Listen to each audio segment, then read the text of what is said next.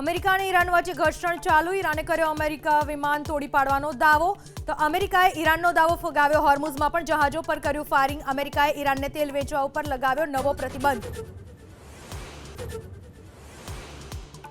દેશમાં અનેક રાજ્યોના વાતાવરણમાં પલટો. દિલ્હી, યુપી, હરિયાણામાં તેજ પવન સાથે ધોધમાર વરસાદ. 80 કિલોમીટર પ્રતિ કલાકની ઝડપે ફૂંકાયો પવન. રાજસ્થાનમાં 47.1 ડિગ્રી સાથે હીટવેવ. યુપીના પણ કેટલાક વિસ્તારોમાં 45 ડિગ્રીથી વધુ ગરમી. આગામી સપ્તાહે ગુજરાતમાં બેવડી ઋતુનો થશે અનુભવ. સુરેન્દ્રનગર 44.7 ડિગ્રી સાથે સૌથી ગરમ શહેર. અમદાવાદમાં 44.4 ડિગ્રી સાથે ગરમીનું યલો એલર્ટ. તો બનાસકાંઠા, અરવલ્લીમાં વાદળછાયું વાતાવરણ.